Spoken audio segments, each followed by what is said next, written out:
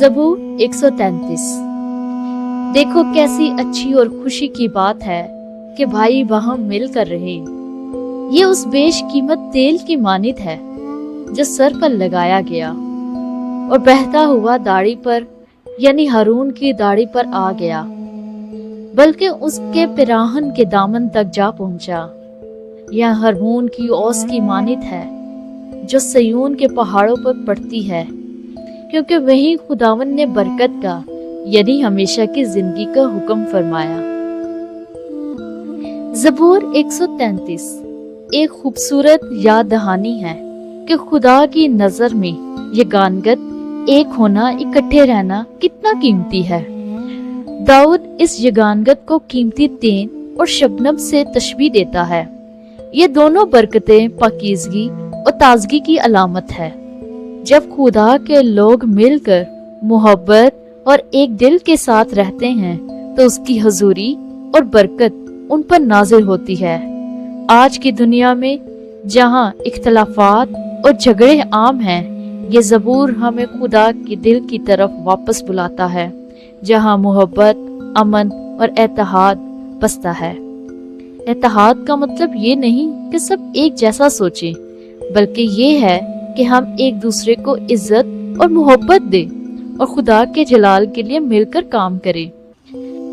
हम बाइबल में देखते हैं पैदाइश 11वें बाब में जब लोगों ने बाबल का बुर्ज बनाने की कोशिश की और ये मंसूबा ठान लिया, तो वो सब एक दिल थे और एक जुबान थे।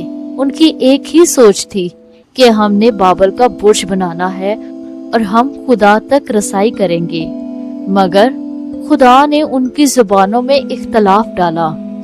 वहां पर हम देखते हैं कि किस तरीके से डिसयूनिटी दुनिया में फैल गई और लोग तरह तरह की जुबानें बोलने लगे।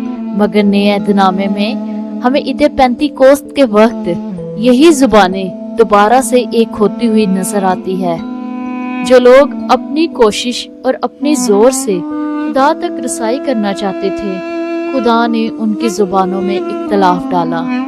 लेकिन ईद पेंतीकोस्त के दिन जब लोग दुआ कर रहे थे और खुदा के दीदार के तालिब थे, तो खुदा ने उनकी जुबानों को एक किया।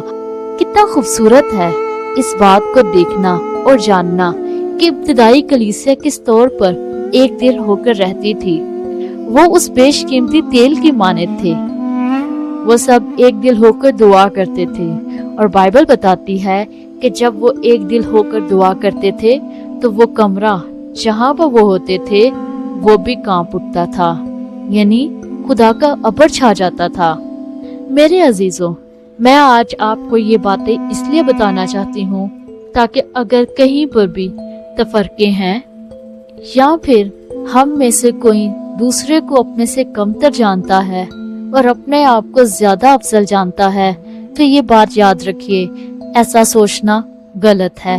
बल्कि खुदा का कलाम कहता है कि हमें मिलकर रहना है। अगर कहीं पर नाराजगी है, नफरत है, हसद है, तो आज इस चीज को अपनी जिंदगी से खत्म करें, क्योंकि ऐसा रवैया अपनाने से अपना नुकसान है।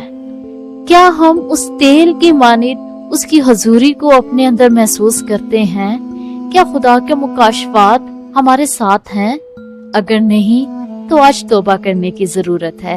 इसलिए आइए सुलह करें और दूसरों के साथ मोहब्बत से पेश आए, क्योंकि हमारा खुदा मोहब्बत का खुदा है। आइए हम दुआ करते हैं। आसमानी बाप, तेरी शुक्रगुजारी करते हैं, तो जो मोहब्बत का खुदा है, सुलह का बानी है। देख खुदावन, आज हम इकरार करते हैं कि हम इंसान होते हुए गलतियां कर जाते हैं। शायद हमारे अंदर तफरके हों, लेकिन खुदावन तो माफ करने की कुदरत रखता है। आज हम उन तमाम जिंदगियों को अपने दिल से माफ करते हैं जिन्होंने हमारे साथ बुरा रवैया इख्तियार किया। और खुदावन, ना सिर्फ हम अपनी जिंदगी में सुलह रखे, बल्कि हम सुलह करवा कर तेरे हजूर मकबूल भी ठहरे।